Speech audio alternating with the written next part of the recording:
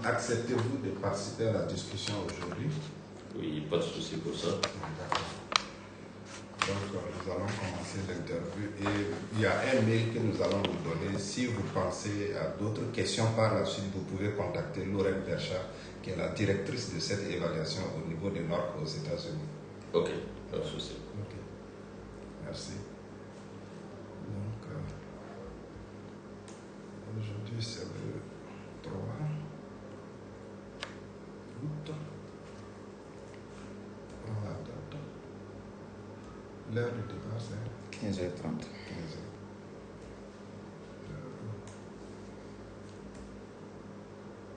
Ok, d'accord.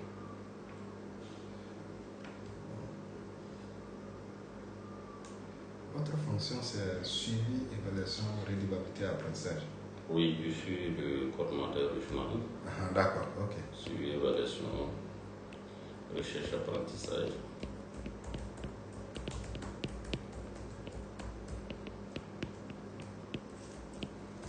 Ok.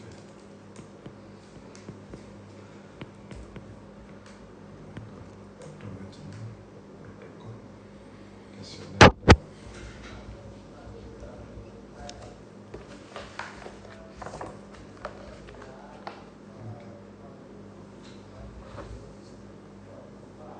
Le protocole 2. Le protocole 2. c'est le 3.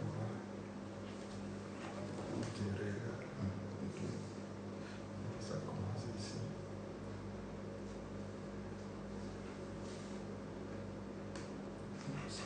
Celui que j'ai, il est au 2. Celui que tu as. Oui. D'accord, 2. Il n'est pas cité dans le questionnaire. C'est le dernier guide que Alex a envoyé. Où est la barre? Oui, c'est bon. Il n'y a pas radio rural. Oui, Il est au 3. Ok, donc en fait, il y a une cohérence. ça va. Il est au Comme 3. on est déjà au soir. J'ai pris le dernier questionnaire qu'elle a envoyé. Il faut démarrer ce soir. C'est bon. Non, mais de toute façon. D'accord. Ok, je te rappelle. Nous allons vous poser des questions sur la mise en œuvre de Vim Plus à ce jour. Pour commencer, je vais vous poser des questions sur votre implication avec Vim Plus jusqu'à présent. Est-ce que vous pourriez nous parler de votre implication avec Vim Plus? Quel type de travail avez-vous effectué avec Vim Plus? Et moi ou notre structure? J'ai dit c'est moi ou notre structure? Votre structure. C'est votre structure. Ok. Donc, il faut dire qu'au niveau de RRI, dans le cadre de la mise en œuvre du projet Vim Plus, RRI a été d'abord recruté lors d'un avis d'appel à candidature courant avril 2020 et qui nous a permis d'être retenus comme partenaire chargé de la mise en œuvre des campagnes radio auprès des communautés, dans les zones, d'abord dans les 8 communes et dans les 8 communes d'intervention de Vim Plus. Quand on dit les 8 communes sur les 11, c'est sans Barsalgo, sans Namisma et sans Bouzanga. Ce sont les 3 communes qui ont été exclues à ce niveau. Donc à ce niveau, ce qu'il faut retenir, le projet était intitulé Campagne de médias interactifs basés sur la radio pour Vim Plus. Donc, tout ce qui est campagne de sensibilisation au niveau communautaire en ce qui concerne le projet Vim Plus à travers ses différentes composantes. Donc RRI se charge de mettre en œuvre ces différents éléments. Et à la première année d'intervention, puisque nous sommes dans notre deuxième année d'intervention avec Vim Plus, à la première année d'intervention, nous avons eu à réaliser 12 émissions par radio et nous avions 4 radios partenaires dans la zone. Les 4 radios partenaires, c'est un peu plus la radio Managada de Kaya, la radio Notre-Dame de Kaya, et la radio Pasnaire de Togori et la radio Voix des Lacs de Congoussi.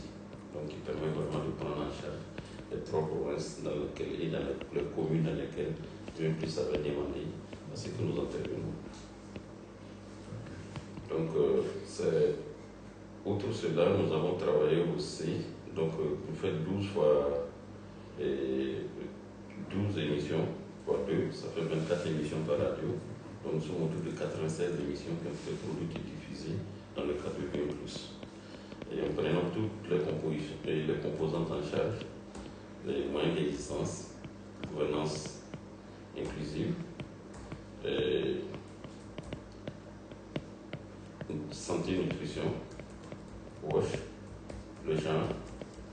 Donc ça a pris ces différentes composantes en charge dans le cadre de ces émissions. Et ces émissions ont été produites et diffusées selon un cadre de RLI qui est d'abord de procéder à tout ce qui est analyse situationnelle pour voir un peu l'état des lieux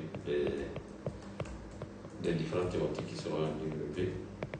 Et une fois cela est fait, nous sommes allés beaucoup plus avec la conception, c'est-à-dire un atelier de conception des différents messages et activités qui vont avoir lieu sur le terrain.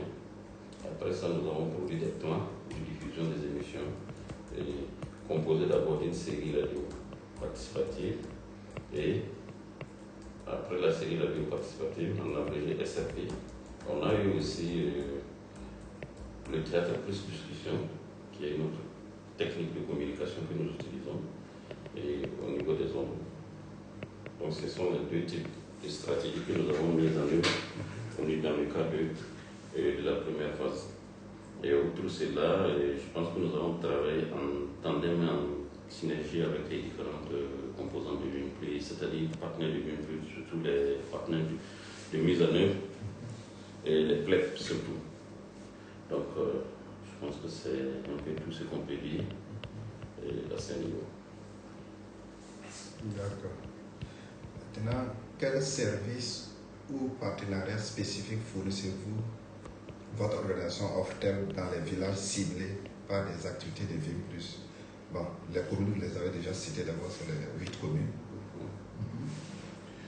Oui, et effectivement, on a mis en place des groupes communautaires au niveau des différents groupes, au niveau des villages. Et donc, pour chaque radio, on avait 8 groupes d'écoute communautaires. Et les 8 groupes d'écoute communautaires se trouvaient beaucoup plus comme si c'était dans 8 villages. Donc, dans un ensemble de 32 villages que se trouvent ces groupes d'écoute communautaires.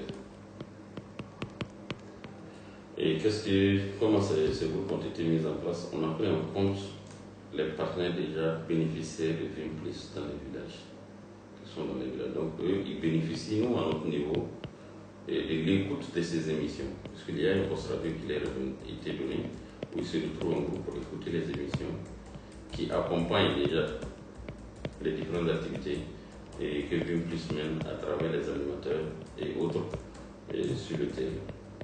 Donc il faut dire à ce niveau, dans ces groupes de groupes communautaires, on a ce qu'on appelle les Gaspard qui étaient là.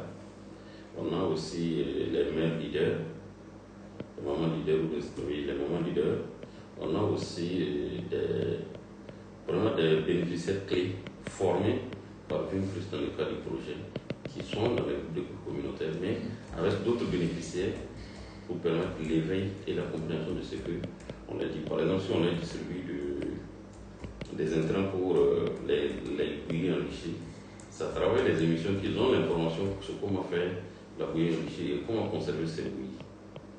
Malgré que les mamans leaders ont la formation, mais à travers les zones, ça parle beaucoup plus au sens large des populations. Ok.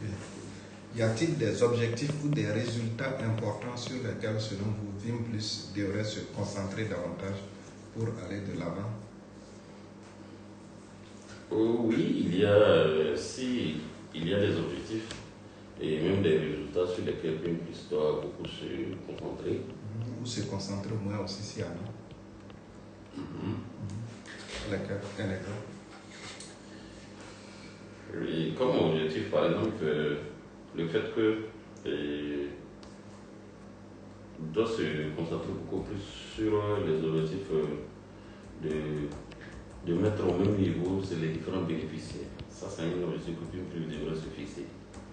À la première phase, quand nous regardons, nous développons certaines thématiques qui, dans ces zones, c'est-à-dire les différents bénéficiaires n'ont pas bénéficié de ce type d'intrant d'abord. Or, si il y avait la synergie, comme cette fois-ci il y a la synergie, et cela doit beaucoup aider. Si vraiment il y a une synergie d'action, l'objectif principal c'est de se concentrer à ce qu'il y ait une synergie d'action entre les différents partenaires de mise en œuvre au niveau terrain. Ça, c'est un élément qui est important.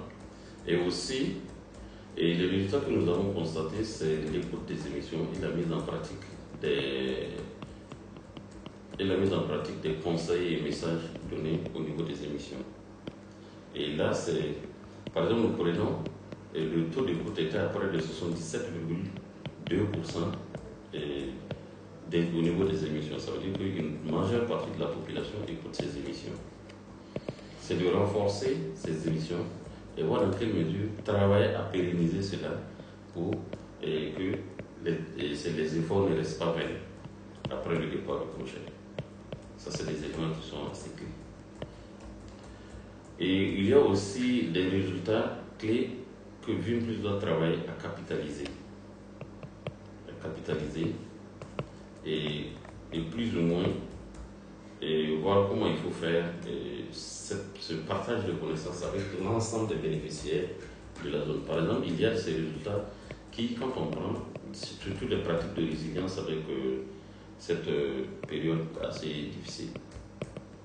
Par exemple, nous avons des groupes d'écoute communautaires qui étaient dans la zone de Bourzanga et à cause de la crise, ils se sont retrouvés à Kaya. Par exemple, c'est des déplacés. Au début, le projet ne prenait pas en compte ces déplacés. Mais s'ils se retrouvent là-bas, ils doivent continuer à bénéficier de l'appui du projet. Donc, c'est des éléments qu'on a soulignés et nous, on a demandé, en termes de technique de résilience, c'est de leur laisser continuer les écoutes, mais en le confiant à une autre radio partenaire pour que cela soit fait. Donc, VIMPLUS doit travailler au niveau de tous les différents partenaires que ce type de pratique de résilience puisse être adopté. Maintenant, est-ce qu'il y en a sur lesquels il doit se concentrer au moins? Au moins sur les efforts sur lesquels Oui, VIMPLUS doit peut-être se désengager ou...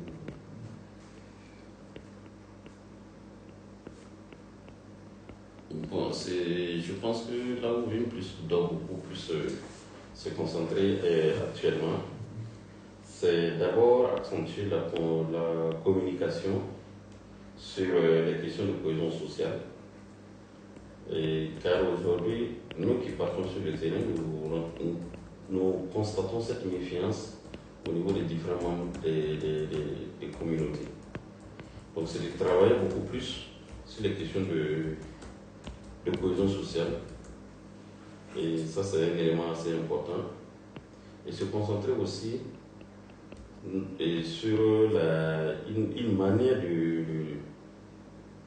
c'est-à-dire de récupération, c'est de réadaptation des bénéficiaires face à leur modèle de vie. Parce qu'ils se retrouvent dans un contexte de bénéficiaires, mais en situation de déplacement. Donc c'est de voir dans quelle mesure il faut se concentrer sur ces déplacés et travailler à les rendre autonomes, créer en eux une autonomie, car ils se retrouvent encore plus dans une situation de vulnérabilité.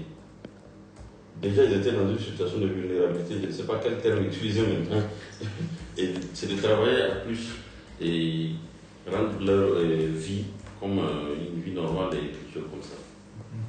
Voilà. Est-ce que vous avez des exemples ou des leçons tirées de votre travail avec VIMPLUS à partager avec nous jusqu'à présent? Oui, et la première leçon qu'on a pu tirer avec VIMPLUS, Et ce qu'on peut dire, et la communication et au niveau communautaire, et au fait, c'est le maillon pour la conduite d'un projet qui rentre dans le cadre du développement. Et la leçon aussi qu'on peut encore plus noter, vu l'envergure du projet BIM+, notre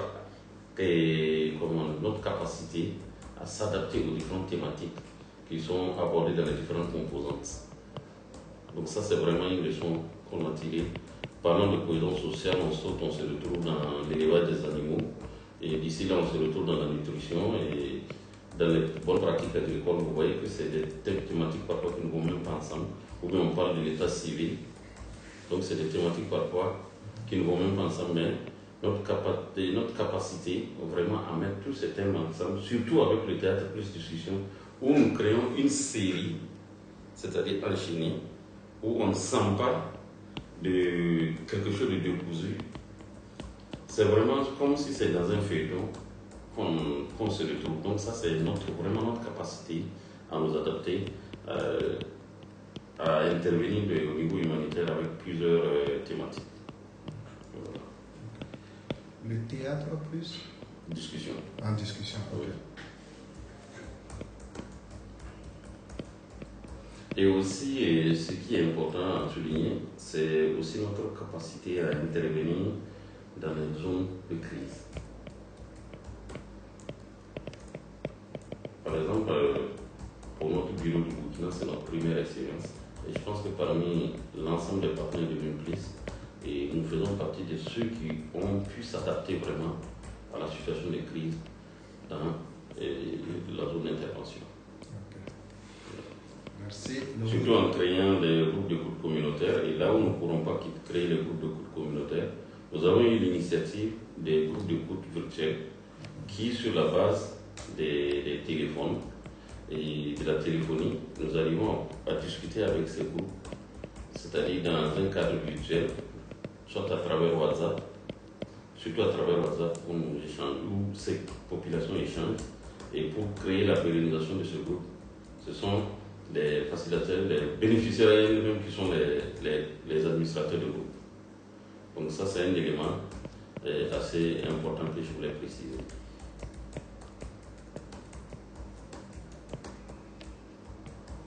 Ok. Donc nous voudrions maintenant poser des questions sur la situation sécuritaire et la pandémie de la COVID-19 au Burkina Faso et ses impacts sur les activités de BIM+.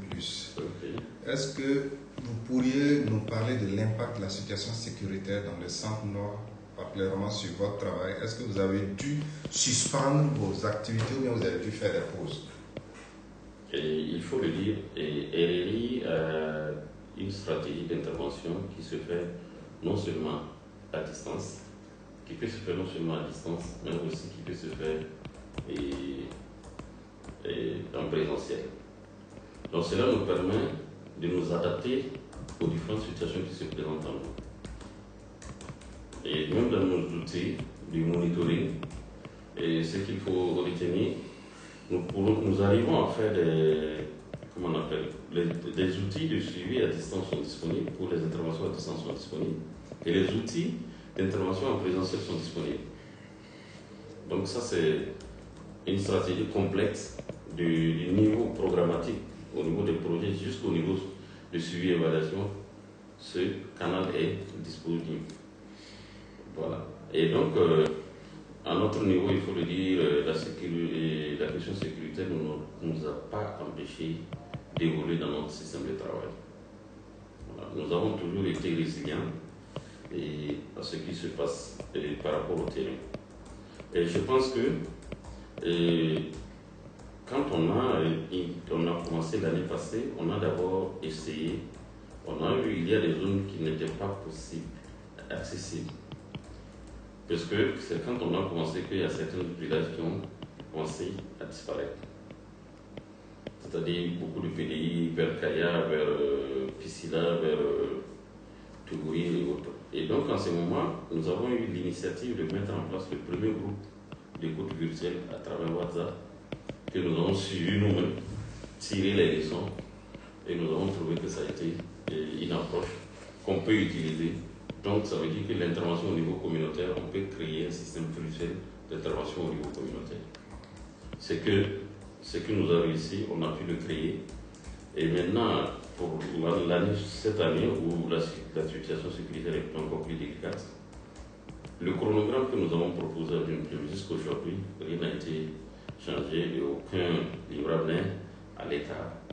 Et le seul impact qu'on peut dire, par exemple, nous avons prévu d'installer 32, cette année nous sommes passés à 5 radios, avec 8 groupes par radio. Et maintenant, il y a des radios spécifiquement où on a décidé de mettre des groupes de courte durée parce que c'est des zones à haut risque sécuritaire. Par exemple, vous prenez la zone de Bourzanga, Dablo et Barsango et Pensa, c'est des zones qui sont hautement, puisque je tiens à vous rappeler qu'on a ajouté les 3 dernières communes dans l'intervention à la deuxième phase. Donc tout ça c'est dû au fait que nous avons été résilients face à la situation sécuritaire. Donc à ce niveau, ce qu'il faut ajouter, et au niveau des radios, par exemple la radio de Manelda et Nerwaya de Kongoussi, on a décidé de mettre en place 4 groupes d'écoute communautaires et 4 groupes d'écoute virtuels parce qu'elle passe jusqu'à Pensa. Et donc maintenant, qu'est-ce qu'on écoute jusqu'à Namisima. Donc à ce niveau, on ne peut pas y aller parce que la question sécuritaire était cruciale. Là-bas, c'était des groupes d'écoute virtuels qu'on allait mettre en place. Il en est de même pour le cas de Manelda, où nous utilisons le relais qui sont à Barsango. Donc à ce niveau, dans la zone de Barsango, pour couvrir Dablo, dans cette zone, nous avons prévu mettre en place 4 groupes d'écoute communautaires sur place, à Dablo Centre et à Bourzanga Centre. Et en attendant, Bourzanga est environ à 10 centres, juste à 5 km 4, et maintenant créer des groupes de groupes virtuels dans la zone. Donc au jour d'aujourd'hui, ce qu'on peut retenir, nous avons eu au total, et si je peux bien regarder, nous avons eu pour la radio voix de l'Axe, c'est les 8 G, et c'est les 8 G qui sont là. C'est toujours le présentiel à ce niveau. Basnéré, c'est les 8 G et ce sont les 8 qui sont là. Puisqu'on s'est adapté, même si le GEC se déplace, ils sont devenus des PDI, mais on continue les activités avec eux dans la zone où ils sont. Donc on a pu repérer tous les GEC déplacés, malgré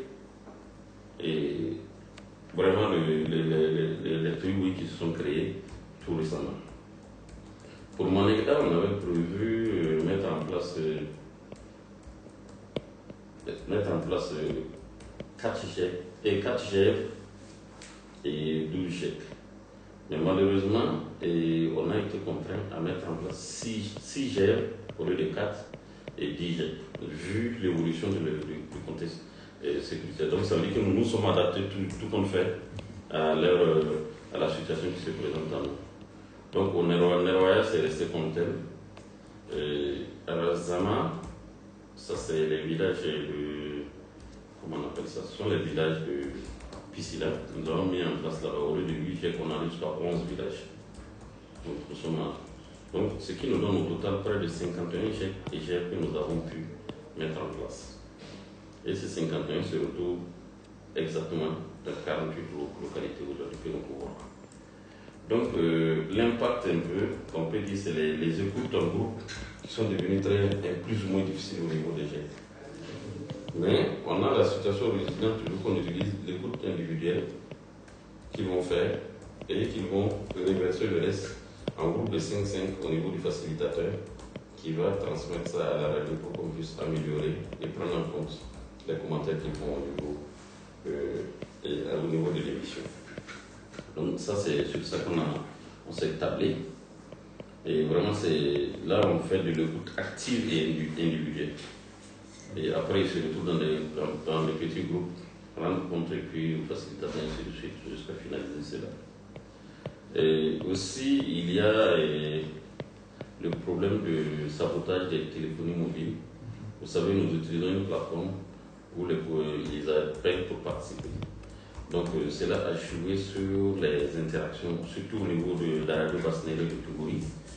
Au lieu de se retrouver à 100 interactions sans appel par jour et par émission. On est redescendu jusqu'à 20. Pourtant, c'est une radio qui partait jusqu'à 150. Mais l'objectif, c'est 100.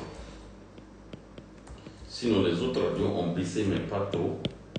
Comme ils ont baissé peut-être de 5-10. On n'est pas atteint l'objectif. Donc, c'est un peu ça. Et nous avons créé aussi le système, toujours, quand c'est comme ça, on a créé toujours un autre service qui permet vraiment de toucher les gens individuellement. À travers notre même plateforme-là, qu'on appelle Église en seul. Et en Morée, on a nommé Sukumbangé. Et donc, à ce niveau, dès que le monsieur il a la connexion, et il a le téléphone, il a un peu de réseau, il l'appelle, il participe, il pose sa question de façon spécifique, une préoccupation spécifique. Et les techniciens deviennent plus chers pour lui renvoyer, c'est-à-dire répondre à la question et que nous introduisons cette réponse dans la plateforme qui va lui envoyer son message vocal, c'est-à-dire les 112 qui suivent. Donc tout ça, c'est des pratiques de résilience que nous avons développées pour pouvoir prendre en compte les besoins des populations. Ok. Donc ça veut dire qu'en d'autres termes, il y avait déjà des stratégies même qui s'adaptaient tant dans les zones à haut défi sécuritaire. Oui. Et la particularité, ça a été les GEV avec les groupes d'écoute virtuels, voilà. Quand le défi sécuritaire devenait de plus en plus accentué. Oui. Ok, merci. Donc, selon vous, quels sont les principaux impacts de la situation sécuritaire sur les activités VIM+, dans lesquelles vous êtes impliqués, compte tenu de la situation actuelle, compte tenu de la situation actuelle, quelle sera la trajectoire pour le reste de la durée de vie de VIM+, selon vous, puisque les stratégies, vous les avez déjà énumérées. Bon, je pense que au niveau de VIM+, c'est de s'adapter d'abord à la situation qui est là. Il faut créer des situations de résilience, surtout par exemple au niveau des déplacés. C'est de réorienter certaines activités qui se faisaient sur place et dans les villages, mais qui aujourd'hui sur ces populations en situation de déplacement ne se retrouvent plus dans le même contexte pour mettre en pratique certains conseils ou certains messages voulus par VIM+. C'est des éléments qui sont là, c'est la réorientation surtout qui est là. Et utiliser la communication, vraiment encore communiquer plus sur les priorités actuelles de la zone, qui va beaucoup plus dans le cadre de la paix et de la cohésion sociale. Les questions de cohésion sociale et de paix, il est assez important que nous fassions dans ce sens-là. Donc, ce sont des éléments que normalement nous devrons prendre en compte pour vraiment orienter beaucoup plus nos populations en détresse. Prendre en compte cette situation aussi de ces PDI, surtout leurs besoins, si je peux le dire, leurs besoins pour vivre actuellement. Leurs besoins pour vivre actuellement, ça c'est des éléments qui sont assez importants pour ce qui concerne cette question de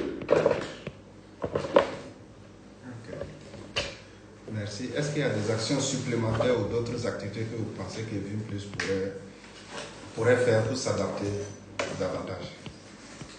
Oui, c'est comme je l'ai dit, les actions, c'est-à-dire aller plus dans les actions et les dynamiques et communicationnelles en termes de cohésion sociale. Des actions de réhabilitation d'un certain nombre de populations dont aujourd'hui on sent que la zone est abordable, c'est-à-dire la zone on peut retourner chez soi. Donc c'est des actions il peut orienter ça vers ces actions de réhabilitation. Et toutes ces actions de réhabilitation, il faut d'abord ajouter, comme j'ai dit, la communication pour la cohésion sociale. Ça c'est assez important. Ok. Et comment VIM gère les défis associés aux personnes déplacées internes dans sa zone de mise en œuvre? Est-ce qu'il y a des actions supplémentaires ou d'autres activités que vous pensez que VIM pourrait faire pour s'adapter ou relever efficacement ces défis? Maintenant, ça c'est spécifique au PDI. Oui, c'est comme je l'ai dit tout de suite, j'ai parlé un peu c'est de s'adapter vraiment voilà. Et à les besoins vitaux. C'est de s'adapter à des besoins vitaux et communiquer beaucoup plus, puisque même dans les camps, ils ne se font pas confiance, c'est toujours une guerre entre eux là-bas dans les camps. Et surtout la cohésion entre, pour cultiver non seulement la cohésion interne entre pays, c'est-à-dire orienter ces stratégies de communication à ces niveaux, mais aussi penser à la cohésion, c'est-à-dire à la cohésion liée à la cohabitation entre PDI et autochtones. Puisque parfois là-bas, il y a de ces crises qui naissent. Et aussi penser au système WASH sur les camps, au niveau des camps des PDI. C'est des aspects aussi qui sont assez importants. Et même si VIM ne se vient pas dans le domaine du planning, il est important de penser au planning familial et surtout la santé sexuelle et reproductive dans cette zone-là pour le travail. C'est des éléments vraiment où il doit orienter ses actions pour faire face à d'éventuels problèmes qui vont naître. Ok. Voilà. Merci. Nous allons parler maintenant de l'impact de la pandémie de la COVID-19 sur votre travail. Est-ce que ça a perturbé votre travail? À notre niveau, non. Non. Puisque au niveau, nous, on a toujours le plan B, qui est toujours le plan à distance. Parce que nous avons utilisé plusieurs fois le système. Une activité qui devrait être reportée due à des cas de Covid que nous avons dû faire à distance. Donc, on a toujours la situation de résilience que nous utilisons toujours pour gérer les cas de Covid. Donc, ce sont pratiquement les mêmes stratégies que pendant la situation sécuritaire. Okay. Mais en termes d'impact comme ça, est-ce que sur vos cibles, la capacité d'écoute? Non, on allait dans les écoutes individuelles. On a pris un temps pour être dans les écoutes individuelles avant de revenir dans les écoutes groupées. Okay. Voilà ce qui a bien marché. Ok, donc maintenant nous allons poser des questions sur la coordination avec les parties prenantes et les partenaires.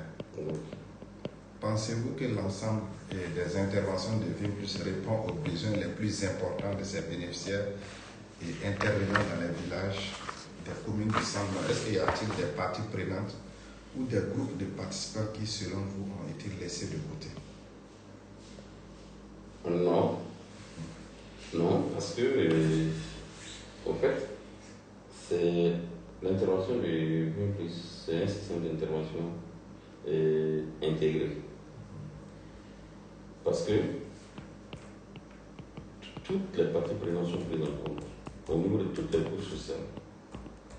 Et au niveau des RRI, où je connais encore mieux, dans la stratégie des RRI, dans la mise en œuvre d'un projet, dès que RRI commence, RRI pense toujours à la pérennisation des activités.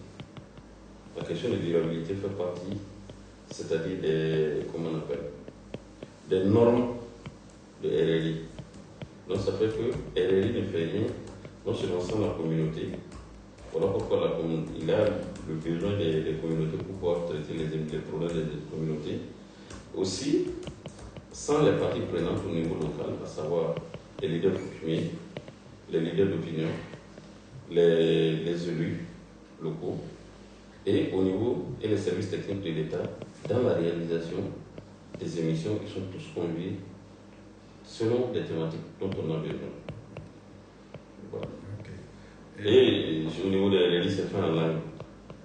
Les émissions sont faites en langue pour permettre à tout le monde de comprendre ce qui s'est dit dedans. Donc voilà pourquoi je dis au niveau des RRI, cet élément est assez important. Ok. Et votre collaboration avec VIM+ jusqu'à présent, ça se passe bien? Oui, au niveau de RRI, on n'a pas de problème pour ça. Dès qu'on est dans un consortium ou bien on est en partenariat avec une structure, donc dès qu'on veut procéder, on crée toujours ce qu'on appelle un lien. Le lien, c'est quoi? C'est de demander à l'autre groupe un point focal qui répond de nous, et de ce côté, on dirige quelqu'un qui répond de nous, et avec eux, on essaie de coordonner. Nous faisons des visites terrain, pour le suivi et la supervision, le monitoring des activités sur le terrain. On le fait toujours avec lui. C'est-à-dire, même nos activités de conception, on est fait toujours avec une des parties prenantes, même les bénéficiaires, tout le monde est là. C'est-à-dire, on essaie d'envoyer notre programmation au moins un mois avant pour que chaque partie prenante, chaque partenaire essaie de voir son calendrier pour nous prendre en compte dedans. Et parfois, il arrive des moments où il y a des calendriers et nous, on essaie de faire la conciliation au niveau des différents niveaux pour pouvoir trouver une date qui convient à tous et pour qu'on puisse intervenir. Ok. Oui. D'accord, merci. Dans la mesure où vous en aviez connaissance, est-ce que vous pensez que Vim Plus a bien collaboré avec d'autres parties prenantes, telles que, par exemple, le gouvernement, les entreprises, le secteur privé, les organisations communautaires? Est-ce qu'il y a des domaines de collaboration que Vim pourrait renforcer à l'avenir pour aider à assurer la durabilité à plus long terme de ces activités et de ces réalisations? Bon, ce qu'il faut dire à ce niveau, il faut dire quand nous-mêmes on a commencé, et je pense qu'on a commencé les plaidoyers ou autres, mais ce n'est pas les portes de Vim qu'on rentre pour toucher ces éléments. Donc ça veut dire que dans les différents services déconcentrés de l'État, ils ont toujours un répondant. Ils ont toujours un répondant qui, dès qu'on arrive, on nous dit de demander d'après telle personne, c'est-à-dire dans cette direction provinciale ou régionale. Donc à ce niveau. Au niveau des communautés, c'est la même chose, puisqu'il y a ce qu'on appelle les CDC, qui sont au niveau des villages, par exemple. Nous, parfois, c'est eux qui font pour nous le suivi de nos aides et autres, qui sont membres de la communauté, mais qui sont genre des agents de suivi, des partenaires de mise en œuvre du projet au niveau local. Voilà. Ok, merci. Maintenant, nous allons poser des questions sur certaines des composantes de vie. D'abord, pour améliorer la gouvernance locale inclusive, puis les activités de WASH et les activités agricoles. Vous avez mené des émissions radio sur la plupart des thématiques de vie. Voilà. Donc, au niveau de la gouvernance locale inclusive, selon vous, quelles ont été les formes de soutien les plus utiles que VIM a fournies aux institutions et organisations locales? Les soutiens. Bon, nos bénéficiaires en parlent. Non seulement il y a le soutien en termes de renforcement des capacités de ces populations, il y a aussi le renforcement des capacités, parfois même la communication que nous faisons à travers la radio, entre en ligne du compte de ces renforcements des capacités. Voilà. Et au niveau de votre organisation?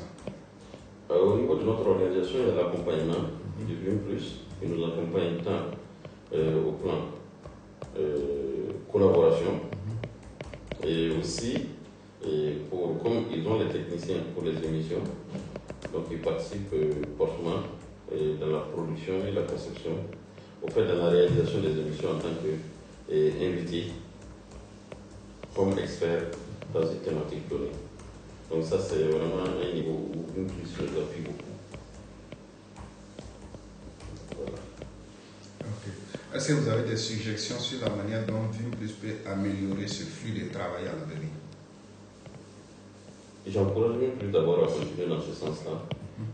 Et d'abord aussi, et ça c'est la première des choses, je les encourage à continuer dans ce sens, dans ce type de collaboration. Et la seconde chose que je voulais ajouter, c'est plus ou moins, et comment on appelle ça, les rendre peut-être plus ouverts aux dynamiques parfois.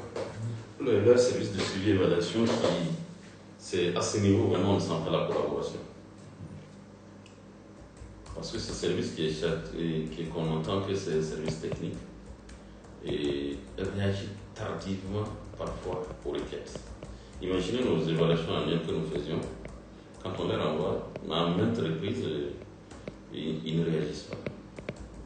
C'est-à-dire c'est le travail à faire réagir ce service. Sinon tout le reste, je pense que ça va. Ils sont toujours ouverts, donc c'est bon.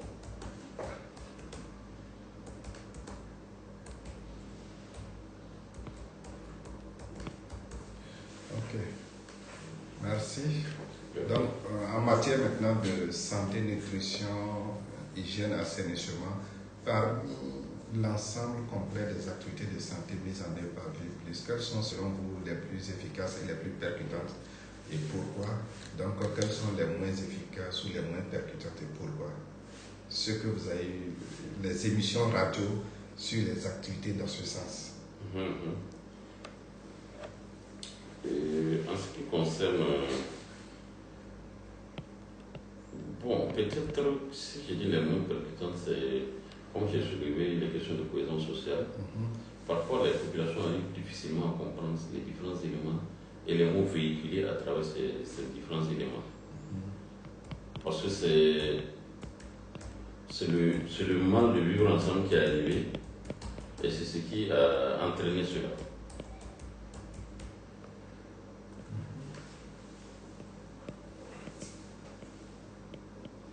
Donc, c'est ce qui a entraîné cela. Et je pense qu'on arrive difficilement à les faire comprendre ces différentes choses. Le message passe difficilement pour le moment. Peut-être de créer une autre stratégie qui peut permettre de gérer ça. Santé et nutrition, je pense que là-bas, c'est l'élément qui a atteint le summum.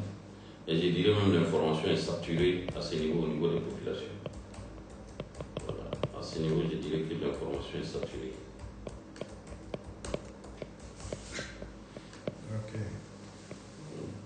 Vous avez adressé des messages à l'endroit des adolescents, des femmes enceintes ou des femmes allaitantes.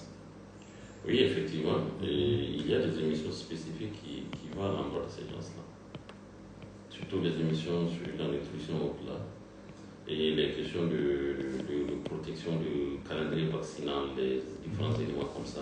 À ce niveau, les populations cibles aussi comprennent bien les messages, bien. Oui. C'est saturé aussi là-bas. Et il faut dire que c'est des informations qui intéressent beaucoup ces populations. Okay. Parce que, une fois, j'ai vu qu'ils sont venus et la première des questions, c'est de demander, je pense que c'était par rapport à une des bouillies enrichies, mais vous nous avez expliqué comment il faut préparer ça. C'est-à-dire on avait un suivi en plein temps. Une dame qui nous dit que nous avons dit ça, oui. Est-ce que, comment on appelle ça? Comment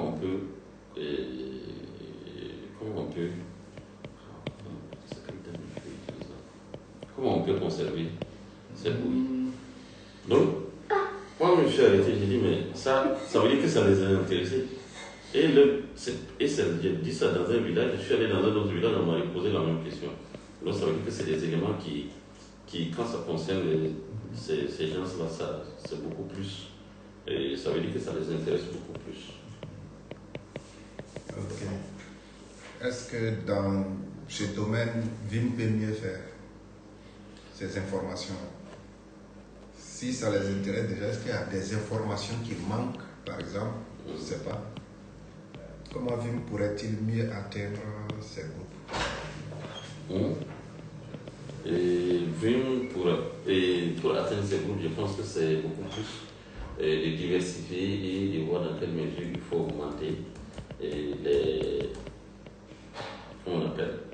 les bénéficiaires dans la zone et peut-être beaucoup plus créer un système d'alphabétisation, par exemple, afin de pouvoir créer des kits de communication qui vont les permettre, si c'est mis en langue, comme ils sont déjà alphabétisés, pour les permettre d'avancer dans ce créneau.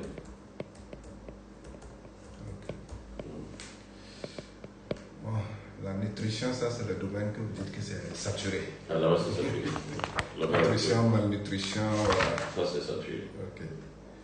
Enfin, je vais vous poser la question, mais sur les activités d'eau, d'assainissement et d'hygiène, lesquelles ont été les plus efficaces et les moins efficaces, ou quels sont les principaux défis à relever dans ce sens en matière d'hygiène et d'assainissement? Il y a d'abord le transport de l'eau. Les éléments de transport de l'eau, là-bas, nous on en a communiqué, le transport et la conservation de l'eau. Mais c'est des pratiques, on dirait, c'est plus ou moins culturel, mais bon, c'est là, ils prennent parfois à moitié. Voilà. Surtout que c'est en lien avec les gens, donc ils prennent parfois à moitié, ils prennent ces différents éléments. Sinon, l'assainissement, et surtout quand on prend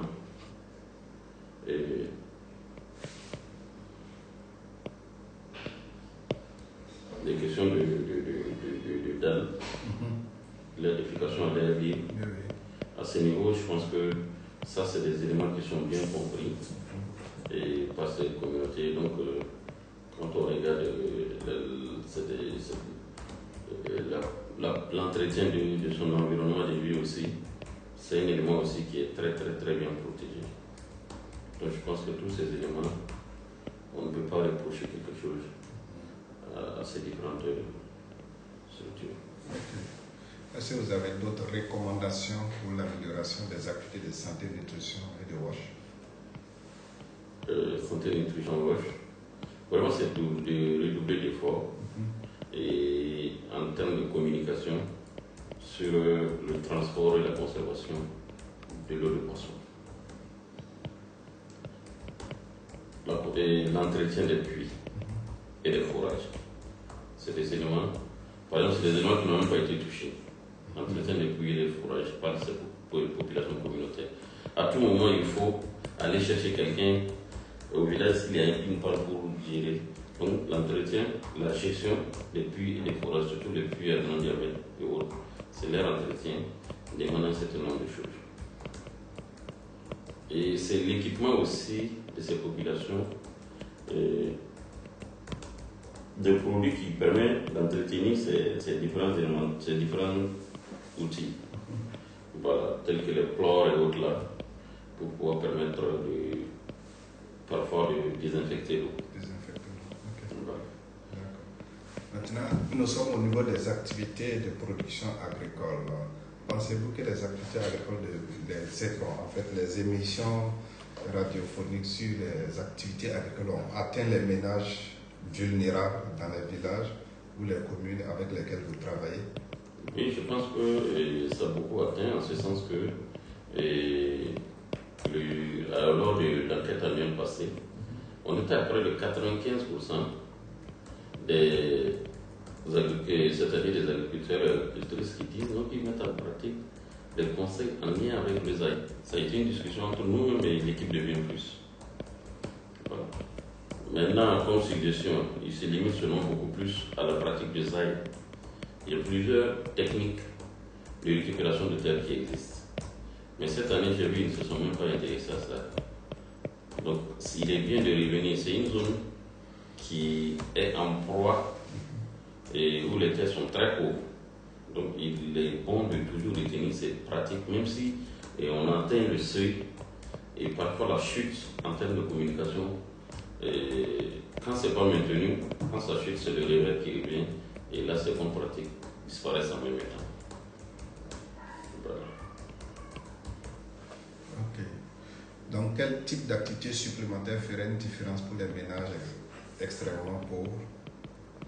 D'abord, c'est de les accompagner avec des intrants et des outils aratoires qui permettent facilement de faire les techniques de récupération de sol. Intrants et outils et vraiment aratoires qui les permettent de récupérer facilement le sol. Je pense que c'est l'essentiel à ce niveau. Et aussi combiner les deux activités, élevage à l'agriculture. Voilà pourquoi on parle parfois de grand art.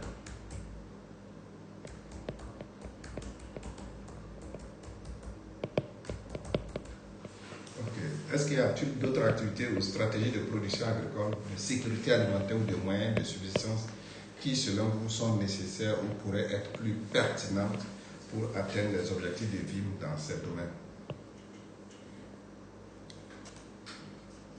Bon, comme je l'ai dit, quand on dit d'accompagner beaucoup plus ceux qui repartent, le retour dans les villages, et il est important que l'équipe qui se gère des moyens d'existence pense déjà à trouver une stratégie d'accompagnement de ces populations qui sont de retour dans les localités, qui ont peut-être tout perdu.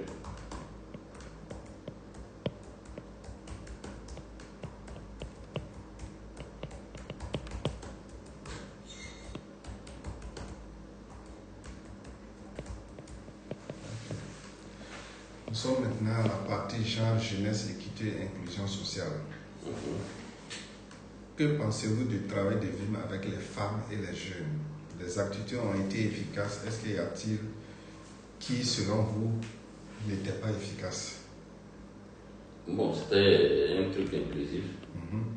Donc, j'ai vraiment l'intervention inclusive. Donc, pour ce qui concerne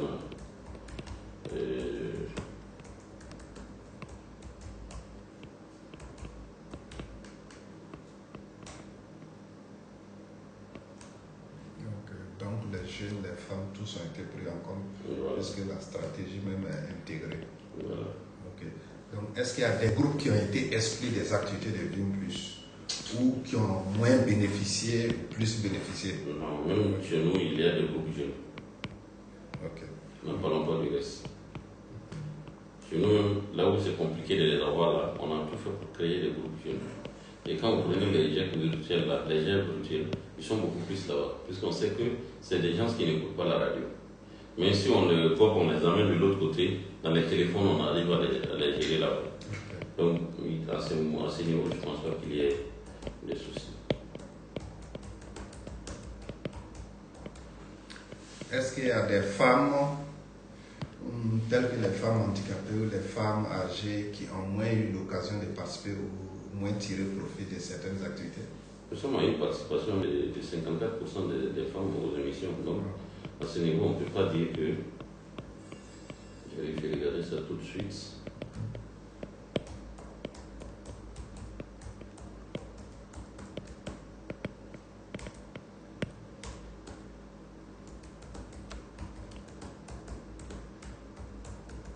Plus que les hommes. Voilà, ça fait 52. La participation moyenne des femmes aux émissions est de plus de 52,1%.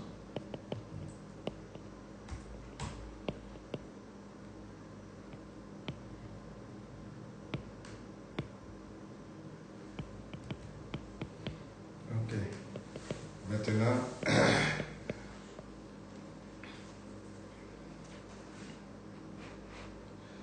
d'après votre expérience avec VIM, pensez-vous que ces activités ont eu des impacts différents selon les endroits, par exemple? Ou bien est-ce que vous avez des suggestions pour améliorer les activités de VIM Plus dans certains endroits où il y a eu peut-être moins d'impact? Non, je dirais, moins d'impact, ce serait un peu difficile parce que ce sont les mêmes fleurs qui se retrouvent dans les mêmes zones. Et c'est les mêmes feuilles cahiers de charges qui tiennent. L'implication est la même chose, donc je ne pense pas qu'il y ait moins d'impact. Parce que notre étude annuelle nous parle de entre 15% et 78% là, d'écoute.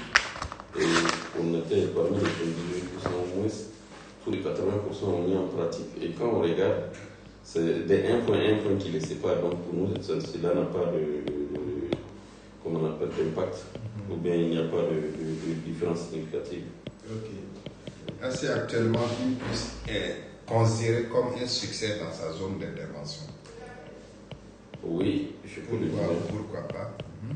Je peux dire que VIM Plus est comme un succès, en ce sens que grâce à VIM Plus, qu'on arrive à voir beaucoup plus les questions de discussion, c'est-à-dire surtout les questions des gens, l'implication des femmes et des jeunes dans la prise en décision du calendrier agricole pour l'année. Ça, c'est des éléments qui sont là et qui sont par là. La décision de la gestion du foyer et l'entretien et de son environnement de vie. Bon, tous ces différents éléments, c'est grâce à VIM Plus que nous sommes arrivés à là. Donc, voilà. Ce sont des éléments qui sont assez importants au niveau de VIM Plus. Ok. Maintenant, dans l'ensemble, est-ce qu'il y a une certaine catégorie d'activités qui ont conduit à plus d'impact sur les ménages vulnérables, particulièrement? Oui, il y a l'élevage combiné à la petite agriculture, c'est-à-dire les activités de l'agriculture familiale combinées à l'élevage.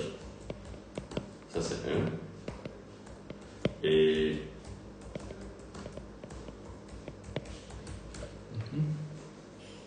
voilà. La deuxième chose,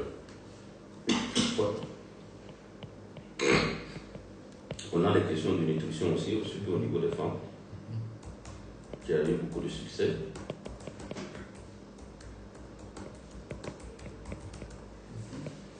Donc, voilà. Il y a aussi les questions de comment on appelle ça, WASH. J'ai parlé du WASH tout de suite, j'ai parlé des moyens de licence, c'est-à-dire l'agriculture combinée à l'élevage. Au niveau de la gouvernance inclusive, voilà, la gestion des questions foncières et autres là, c'est-à-dire des conflits au niveau de la gestion des conflits et autres, ça a vraiment eu un impact par rapport à ça. Ok.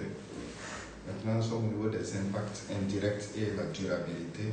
Est-ce que vous avez des suggestions pour aider le programme Vivre Plus à créer un changement durable dans sa zone d'intervention?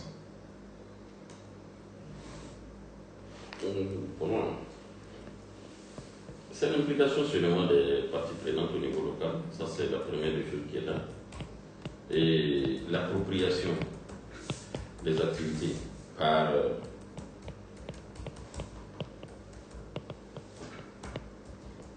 c'est-à-dire l'appropriation de ces activités par les organisations au niveau local.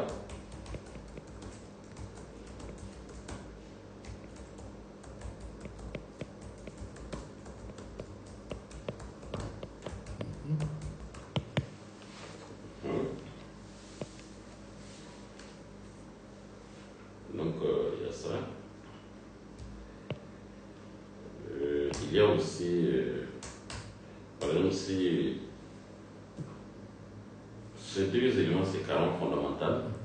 Et aussi, comment on appelle, la capitalisation des acquis des projets et le partage des bonnes pratiques d'une zone à une autre. Donc, c'est des éléments qui sont assez importants pour que cela réussisse.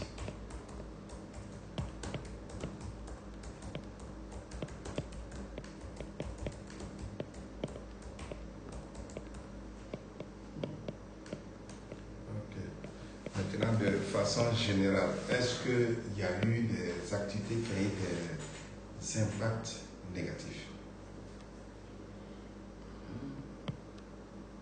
Des impacts non souhaités? Quelles sont les raisons? Bon, si ce n'est pas le genre où les femmes prennent ça en main, pas se faire chasser par les maris et les femmes là, les maris là. Ah, il y a des cas comme ça, ils écoutent ça à la radio et au lieu de chercher à bien diligenter et pas se faire chasser ou bien au niveau d'une animation théâtrale ou quelque chose comme ça, pas mal prendre ça et puis on la chasse. Bon, l'impact négatif vraiment c'est peut-être des questions pareilles, mais nous on n'a pas eu cas de ça, mais c'est des éléments qui sortent à tout moment. Voilà. Ou bien il y a ces activités sur le genre qui, si ce n'est pas bien présenté, peut engendrer de la radicalisation des hommes. Voilà. Peut engendrer de la radicalisation des hommes par rapport à cette type d'activité.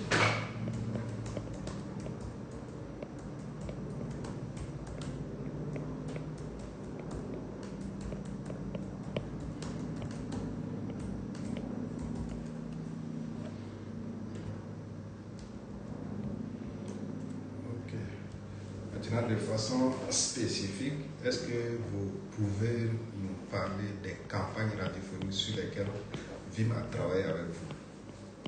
Oui, c'est tout. Il y a toutes les thématiques. Oui. C'est toutes les.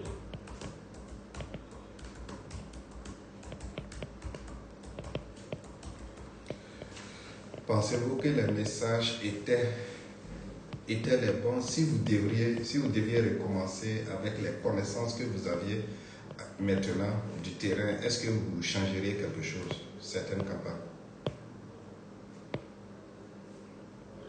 Comme on l'a dit, on fait le suivi terrain. La récente suivi, voici. Et ce qu'ils ont dit, ils sont nouveaux encore.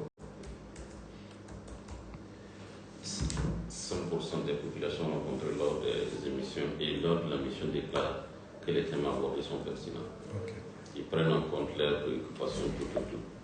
Ça, c'est un rapport que nous avons envoyé à Film Plus. Et il y a cela 3 jours.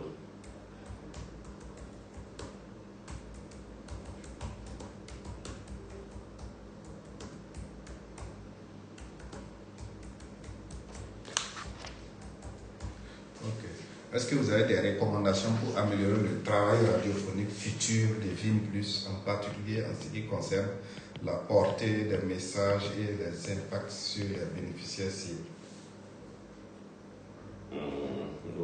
Bon, ce qu'il faut dire, c'est beaucoup plus de travailler, toujours à maintenir la communication.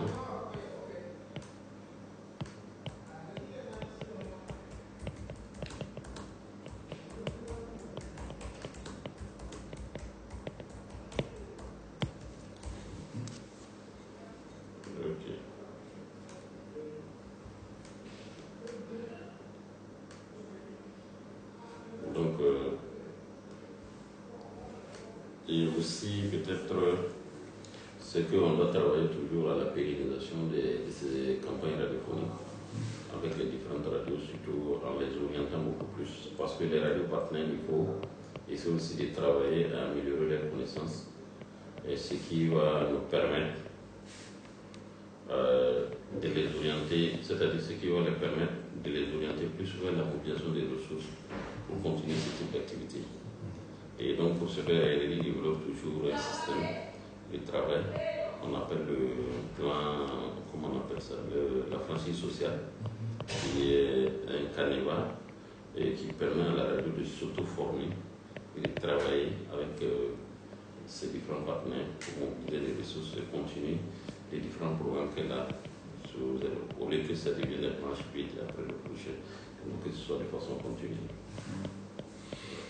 D'accord. Je crois que nous sommes arrivés au terme de cet entretien. Merci. Donc, En fait, je voulais juste une précision. Okay. Et pour tout ce qui est stratégie virtuelle, Oui. est-ce des stratégies qui ont été, j'allais dire, élaborées dès le début ou bien ça a été des stratégies d'adaptation au cours de la mise en œuvre? Certains ont été des stratégies qui ont été adaptées et d'autres ont été des stratégies qui existaient avant. Et il y a certains aussi qui ont été des stratégies et des leçons tirées d'un autre projet que nous avons renvoyé ça sur Vim Plus parce qu'il y a eu le quartier là, parce que RRI, nous sommes en Afrique francophone, nous sommes dans 5 pays. Donc, et donc il y a le Mali dedans qui présente les mêmes similitudes que comment on appelle ça, le centre-nord, la région du centre-nord. Donc, parfois on applique certains leçons tirées à ces niveaux aussi. Et globalement, lesquelles sont les stratégies qui ont été, j'allais dire, celles qui ont été inventées, j'allais dire, au cours de la mise en œuvre, qui ne sont pas des stratégies anciennes ou même qui ont été des adaptations? Par exemple, la stratégie inventée, la GER, ça c'est en cours. L'initiative GER, groupe d'écoute virtuelle, ça c'est en cours de mise en œuvre du projet. Et la stratégie de rencontre des GEC à travers les différents représentants des GEC, l'outil qu'on a créé, ça aussi, c'est une stratégie qui a été créée en cours.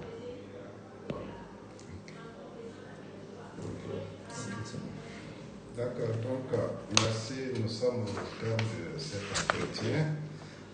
Merci pour votre disponibilité et pour votre temps. Merci. Et vos commentaires seront précieux pour nos rapports. Merci. J'espère que j'ai répondu à vos questions. Oui, en tout cas, nous avons pas mal d'éléments. Ok, Oui. ok. Merci beaucoup. Donc, je ne sais pas si à votre tour, si vous avez des questions. Oh non, pas trop de questions. Comme c'est une évaluation mi-parcours, je sais que c'est pour orienter le programme s'il y a lieu. En tout cas, de continuer toujours avec ce programme, ce serait encore intéressant pour nos populations de la zone du Souffle. Il faut faire un tour dans la zone pour savoir quel est le niveau c'est-à-dire de vulnérabilité de ces populations. Là où ils étaient premièrement vulnérables, encore la situation est venue tout mélanger.